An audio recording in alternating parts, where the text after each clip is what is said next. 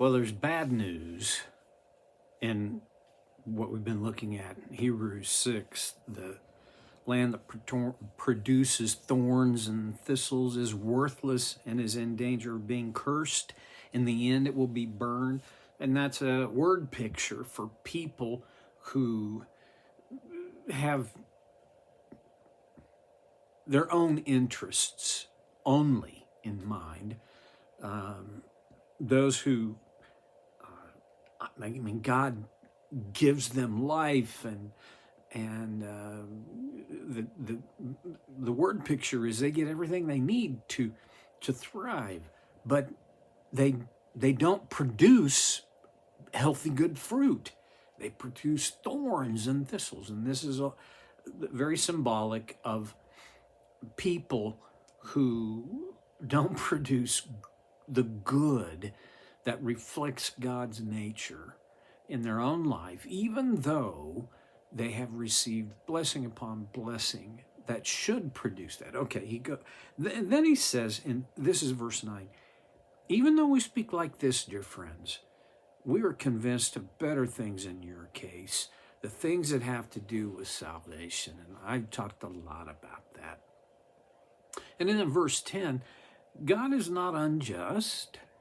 He will not forget your work and the love you have shown him as you have helped his people and continue to help them. Now, just a caveat here. When we look at a verse like that God notices and he doesn't forget our good works. That's a pretty positive promise that God notices. What it is not is the fact that God is keeping score. He remembers and he takes note and he puts check marks, positive or negative, next to your. It doesn't work that way. You don't get God's approval because you have helped his people and continue to help them, but he does notice. Verse 11, we want each of you to show the same diligence to the very end, so that what you hope for may be fully realized. There's a sense, for me, I was brought up in a religious culture that said, okay, it is God's grace that saves you, because that's in Ephesians 2, okay? But you got to stay saved. You better do more than you are doing now, or else your salvation is going to go away.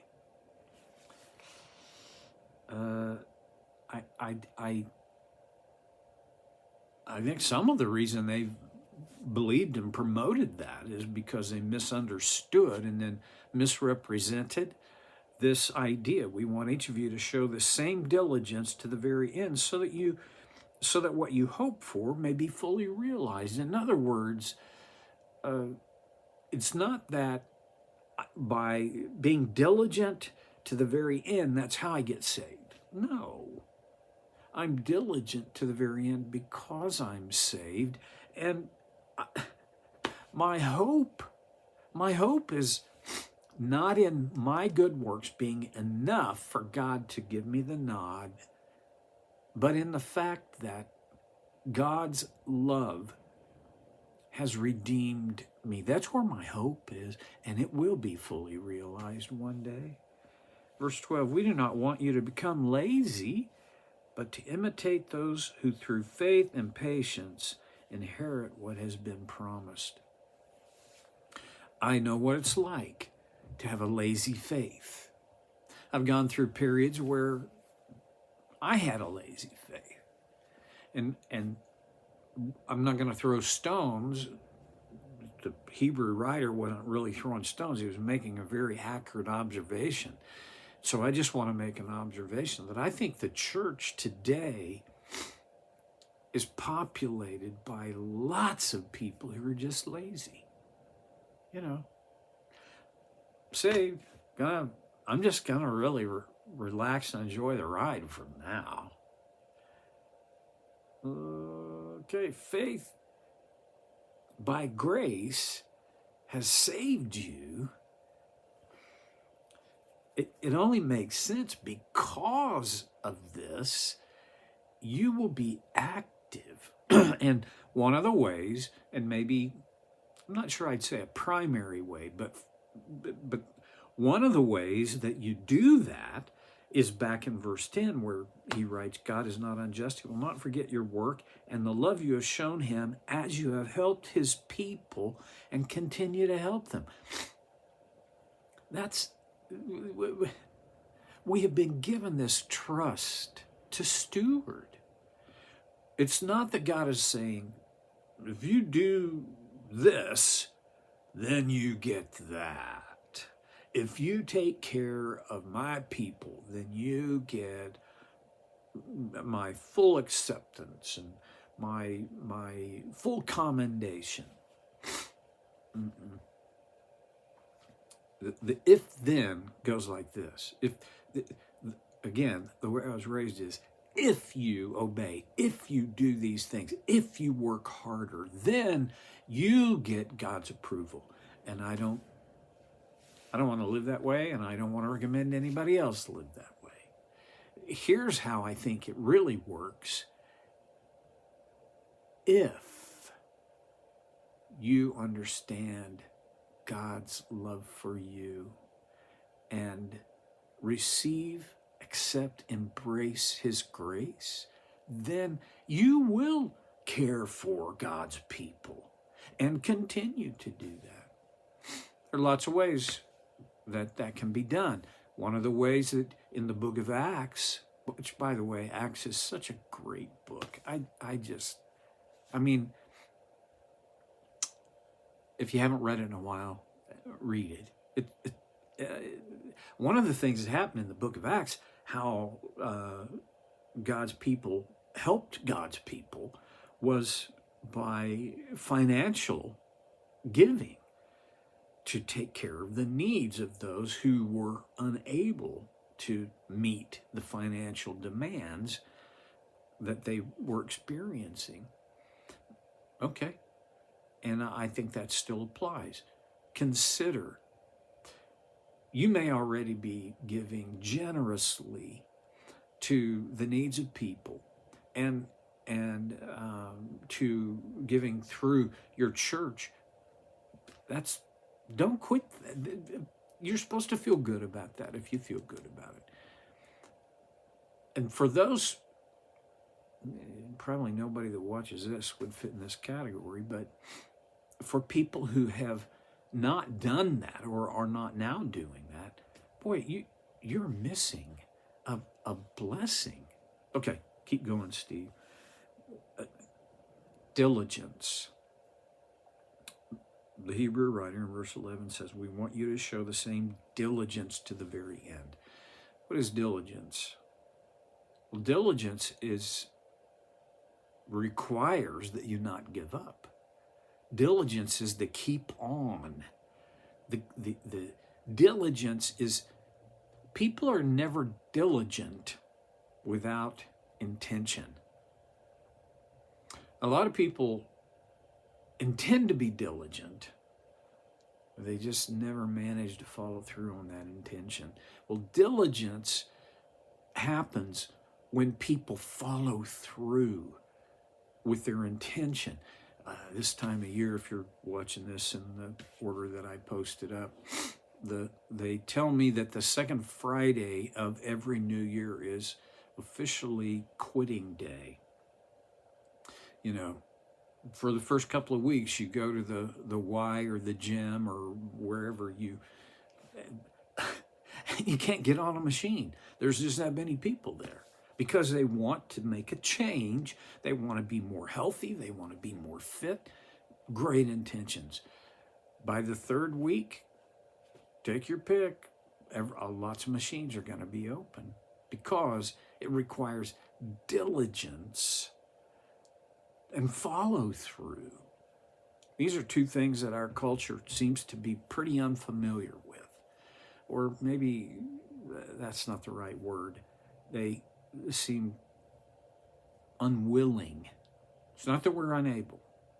It's we're unwilling to pursue, to continue. When it's easy, when I'm emotionally motivated, I'm in. What happens when that emotional motivation begins to wane? Well, then I have to depend on something other than, maybe outside of my emotional motivation. It's called discipline. Nobody's diligent without discipline. And part of discipline is self-control. It's me controlling myself. And a lot of times that means saying no to things that I should say no to. It also means saying yes to the things that I ought to say yes to. The reason I bring that up is because the fruit of the Spirit, these 9 virtues that the Holy Spirit produces in a follower's life, begins with love and ends with self-control. My need for self-control can be provided by God's Spirit living within me. He wants to produce in me self-control. Now, here's one of the difficulties I experience. Lord, give me self-control. I please give me this. Show this fruit in my life. Produce it in me. Here's the problem. In order to produce self-control, you know what has to happen? I have to be in situations that call for self-control. And they're almost never happy, comfortable, easy situations. You know, the New Year's resolution thing. Listen, I want self-control.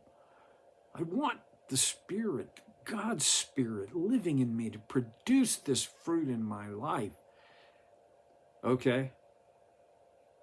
Then I'm going to have to deal with these situations that call for self-control. And because this is how we learn, there's just going to be instances of failure on my behalf.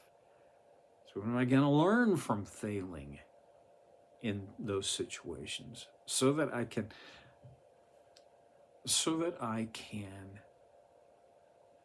give the Holy Spirit not just permission, but my will should bend to God's will.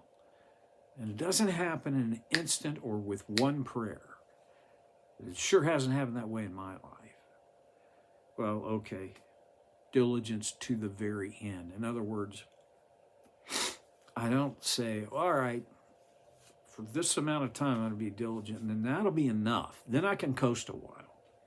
My stage in life, that coasting is a temptation because I have fewer commitments, fewer demands on my life and time than I've ever had. I can tell you there have been times, seasons, when I have coasted, and they are not good. They don't feel good. They don't work out well. I want to become diligent to the very end. Well, I don't want to become lazy. I want to imitate those who through faith and patience inherit what has been promised. And there are a lot of those people I have known personally. And if I run out of those people, I should read The scriptures, they're loaded with people who were diligent to the very end. Okay. Well, all right. Let's pick it up next time on So Care with Stevie Boy.